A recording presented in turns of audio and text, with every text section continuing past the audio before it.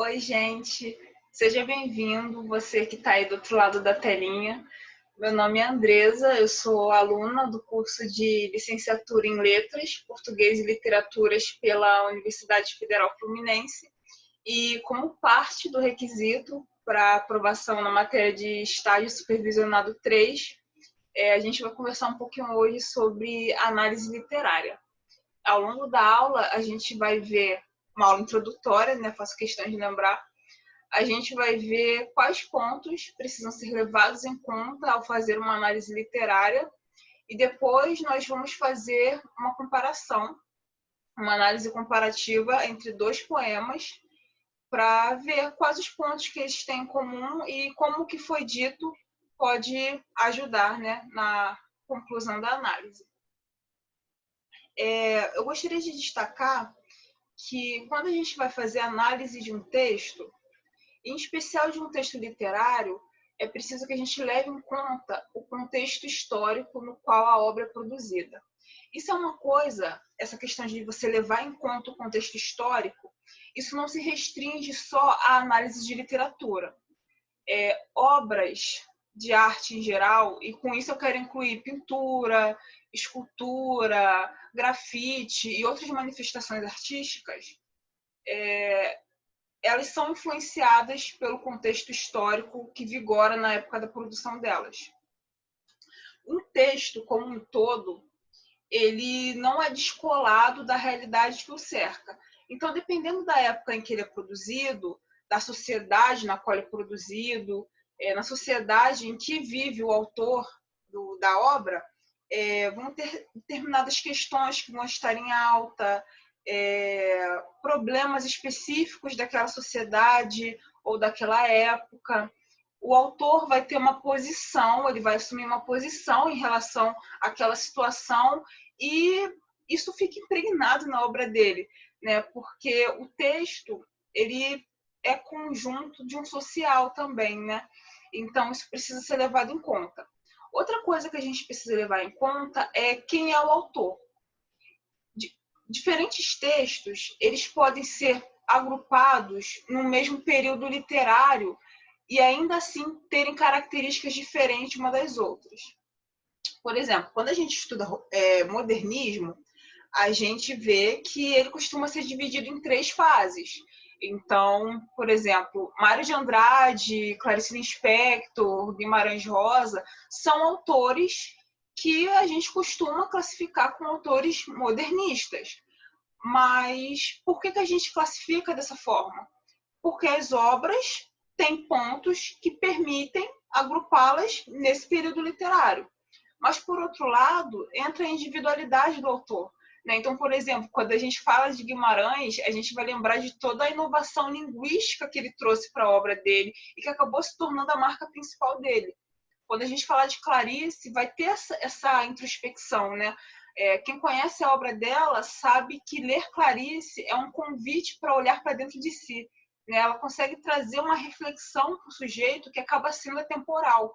Então, independentemente da criação da pessoa que está lendo ou da sociedade em que a pessoa foi criada, ela consegue ser tocada lá no fundo e parar para refletir sobre quem ela é, sobre as escolhas feitas, porque a escrita da Clarice tem esse poder.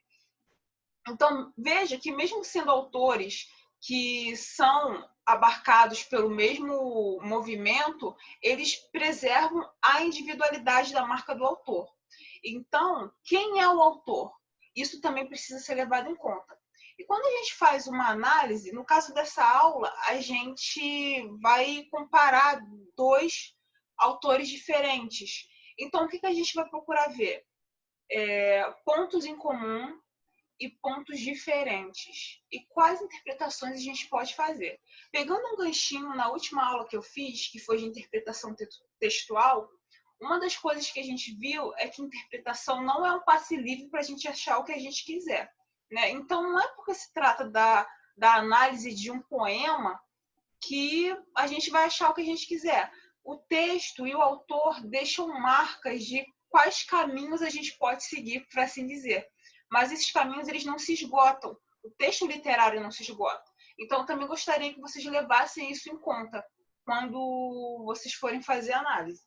Então, só para recapitular, a gente viu que o contexto histórico-social é importante, as individualidades do autor são importantes, deixar a interpretação em aberto, no sentido de entender que outra pessoa pode interpretar de uma outra forma, também é importante. E a gente vai ver também que a função poética da linguagem, ela desempenha um papel nessa análise. Então, tendo isso em mente, eu gostaria de apresentar para vocês os textos, né, da aula de hoje.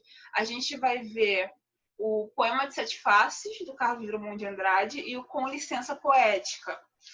E antes da gente ler os textos, eu gostaria que vocês dessem um pause e refletissem um pouco sobre o que vocês já sabem sobre o Carlos Drummond de Andrade e sobre a Adélia Prado, que é a autora do Com Licença Poética. É importante isso, né, pela questão que a gente já falou agora, do autor deixar a marca dele na obra e disso ser uma pista, né, de como a gente pode interpretar. Então, eu gostaria que vocês dessem um pause e fizessem essa reflexão, essa pesquisa. E uma vez vocês tendo feito, vocês voltem aqui para a aula, para a gente poder conversar mais um pouquinho. Então, agora eu vou compartilhar aqui e a gente vai ver junto os dois poemas em questão. Então, a gente vê aí o Poema de Sete Faces, do Carlos Drummond, e o Com Licença Poética, da Adélia Prado. Eu vou fazer a leitura para a gente. Provavelmente, esse Drummond vocês já conhecem. Talvez vocês não saibam que seja do Drummond, mas eu acredito que em algum momento vocês já devam ter se deparado com ele. Ele diz assim: quando nasci, um anjo torto, desses que vivem na sombra, disse: vai, Carlos, ser gaúcho na vida. As casas espiam os homens que correm atrás de mulheres. A tarde talvez fosse azul, não houvesse tantos desejos. O bonde passa cheio de pernas, pernas brancas, pretas, amarelas. Para que tanta perna, meu Deus? Pergunta meu coração. Porém, meus olhos não perguntam nada. O homem atrás do bigode é sério, simples e forte. Quase não conversa. Tem poucos, raros amigos. O homem atrás dos óculos e do bigode. Meu Deus, por que me abandonaste? Se sabias que eu não era Deus, se sabias que eu era fraco. Mundo, mundo, vasto mundo. Se eu me chamasse Raimundo, seria uma rima, não seria uma solução. Mundo, mundo, vasto mundo, mais vasto é meu coração. Eu acho lindo esse poema, em especial os últimos versos. Inclusive, a primeira vez que eu fiz a leitura integral do texto, eu não sabia que esses últimos versos pertenciam a esse poema, achei que fossem poemas diferentes. Mas então, a gente teve aqui a oportunidade de ver sobre o Poema de Sete Faces, né, do Carlos, e agora eu vou ler para a gente o Com Licença Poética, da Adélia Prado. Diz assim: quando nasci, um anjo esbelto, desses que tocam trombeta, anunciou: vai carregar bandeira. Cargo muito pesado para a mulher, esta espécie ainda envergonhada. Aceito os subterfúgios que me cabem, sem precisar mentir. Não sou tão feia que não possa casar. Acho o Rio de Janeiro uma beleza e, ora sim, ora não, creio em parte sem dor. Mas o que sinto, escrevo, não procina. Inauguro linhagens, fundo reinos. Dor não é amargura. Minha tristeza não tem pedigree. Já a minha vontade de alegria, sua raiz vai ao meu mil avô. Vai ser coxo na vida é maldição para homem. Mulher é desdobrável, eu sou. Então, nesses dois poemas aqui, a gente consegue observar, né, alguns pontos em comum e alguns pontos diferentes, tá? E é sobre isso que a gente vai conversar um pouquinho. É interessante lembrar o contexto em que as obras foram produzidas, né? Como eu já falei com vocês.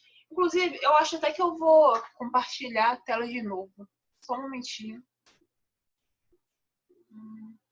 Tá, então aqui a gente já consegue ver os dois poemas de novo. Esse poema de Sete Faces, ele é produzido pelo Carlos no ano de 1930.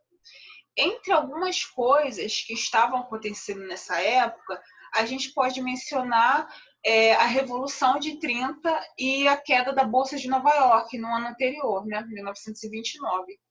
Então, isso ajuda a gente a entender um pouco do tom pesado e pessimista que a gente vê na obra do Carlos, né? A gente consegue tirar isso pelos 3 primeiros versos, quando ele diz aqui, ó, um anjo torto anunciou que ele seria gaúcho na vida. Então quer dizer, olha, você vai ser meio torto a sua vida, vai ser assim meio torta. E ao longo do texto, a gente vê que existe essa fragmentação do indivíduo. Quando eu falo de fragmentação, eu quero dizer essa falta de perspectiva de melhoras, de perspectiva de esperança. A gente vê no texto do Carlos um eu lírico que desde o momento do nascimento ele tem uma previsão muito pessimista diante de si, né? A gente vê que esse anjo, já começa pelo fato do anjo ser torto, né? E esse anjo anuncia que o Carlos ele vai ser torto na vida, né? E ao longo da poesia a gente vê uma espécie de confirmação, né, dessa profecia. Por exemplo, quando ele diz aqui nesses versos: meu Deus, por que me abandonaste? Se sabias que eu não era Deus, se sabias que eu era fraco. Então a gente vê que o eu lírico sente uma sensação de abandono. Ele vê tanta desgraça ao redor dele e isso afeta tanto o íntimo dele, a esperança dele, que ele se sente abandonado. Por outro lado, a gente vai ver um tom totalmente diferente no texto da Adélia, né? Tanto que ela diz aqui, o anjo que visita ela ao nascer, a gente vê que é um anjo esbelto. Então já começa por aí, né? E ele anunciou que ela carregaria bandeira, mas que ela aguentaria o peso, né, dessa designação, por assim dizer. Então a gente vê em Adélia um outro tom, quando ela diz aqui também, olha, dor não é amargura. Então tem ali uma ressignificação desse sentimento de dor que a gente não vai observar na poesia do Carlos, né? Outra coisa também que a gente pode ver de pontos diferentes é que enquanto no texto do Carlos o eu lírico, né, quer dizer, o sujeito que está em foco é o masculino, a Adélia ela está dando destaque para um sujeito feminino. É uma mulher, ela recebe uma designação pesada para ela, mas ela se vê capaz de lidar com isso. Então, ela até no final diz assim: mulher é desdobrável, eu sou. Então, enquanto no Carlos o foco é a figura do masculino e o tom vai ser um tom pessimista, um tom de dor, um tom de sujeito, uma confusão, na Adélia a gente vê o foco no feminino, que é uma marca da obra da Adélia, você pode observar isso em outros poemas, e a gente também vê um tom intimista, um tom positivo. O anjo que visita ela é esbelto e ela se vê como uma mulher forte, uma mulher que consegue se desdobrar, quer dizer, consegue se adaptar para as coisas da vida. Outra coisa que a gente vê também e que é muito interessante e muitas vezes passa despercebido para a gente que é leitor é os títulos. Muitas vezes a gente não dá para o título dos textos a devida atenção, mas nesse caso não só nesse, né, como em outros, mas nesse caso aqui é interessante a gente notar os títulos, né? A gente conversou um pouquinho sobre essa questão da fragmentação do sujeito. E isso é muito presente no texto. Você vê ali, o título é Poema de Sete Faces, né? Então, desde o título, o autor está deixando claro que, em vista de tudo que está acontecendo, em vista do contexto mundial ali que não dava razões para se ter esperança, já começa ele a ter essa dúvida, essa angústia, que acaba se manifestando em diferentes personalidades dele, né? E a Adélia, quando ela dá ao texto dela o título de Com Licença Poética, é como se ela estivesse pedindo ao Carlos licença para poder pegar essa grande produção dele e, em cima dela, fazer uma outra. Né? É interessante observar também que Adélia e Carlos se conheceram. Ela trabalhou muitos anos como professora, se não me engano, 24 anos como professora, e é depois desse tempo todo no magistério que ela vai focar mais na carreira dela como poetisa, por assim dizer. E o Carlos dá essa força, né, essa ajuda a ela, esse incentivo para que ela continue escrevendo. Então veja que eles se conheciam. E é como se a Adélia pedisse licença ao Carlos para poder ressignificar esse poema, né? Então a gente vê ali a questão da intertextualidade presente, né? E ela fica clara, em especial, nos primeiros versos dos dois poemas, né? A gente vê uma semelhança. Carlos diz assim: olha, quando nasci, um anjo torto disse: vai, Carlos, ser gaúcho na vida. No caso da obra de Adélia, quando nasci, um anjo esbelto anunciou: vai carregar bandeira. Então, são alguns pontos do poema que a gente vê que tem um diálogo entre eles, e é um diálogo que não se encerra. Então, o que a gente poderia ver como pontos em comum nos poemas? Ambos estão tratando de assuntos do cotidiano. A gente vê no poema do Carlos cenas do cotidiano. O eu lírico vê um bonde passando, e nesse bonde existem diferentes tipos de pessoas. A Adélia vai falar de uma mulher, pelo que a gente vê, não é uma super mulher, não é uma mulher diferente da que eu sou, ou de que você que está assistindo essa aula é. Então, são assuntos do cotidiano, mas eles se separam ou eles se diferenciam na medida em que Carlos traz um tom pessimista, um tom pesado, um tom de sujeito que está em dúvida em relação a tudo que está acontecendo no mundo. Será que tem um motivo para ter esperança? Será que essa dor que está acontecendo com ele é fruto de um abandono da parte divina? Enquanto no da Adélia, a gente vê um tom muito, muito fortalecedor, né? Um tom de, olha, a situação está difícil, mas sentir dor não é motivo para se tornar amargo. Né? Mulher, o ser humano feminino, tem essa capacidade de ser desdobrável, de se adaptar, e comigo não é diferente. Então, a gente vê tons diferentes. E a gente vê como a função da linguagem contribui para isso, né? Na medida em que o foco dessa função é a forma como a mensagem é passada. Por isso ela vai ser muito presente em textos literários. Essa aula de hoje, ela focou no gênero poema, mas se fosse um conto, uma crônica, uma novela, a gente poderia também ver, né, essa questão da função da linguagem. É claro que é importante a gente lembrar também que geralmente os textos não vão ter só uma função da linguagem. Eles podem ter uma que seja predominante e outras que vão estar ali, né, vez por outra, em uma parte específica. E no caso que a gente está conversando sobre o poema, é o que a gente está vendo, né?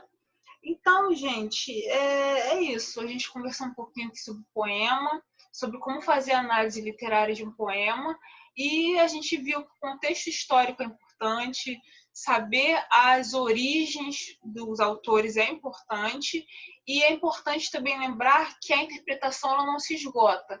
Então, conversando com outro colega, ele pode ter uma interpretação diferente e ela não necessariamente está errada da sua, assim como a sua não necessariamente é a única certa, né? Fica um leque ali, algo em aberto, né? Que é uma característica da literatura como um todo. Eu espero que essa aula tenha ajudado vocês. Agradeço a atenção e até a próxima.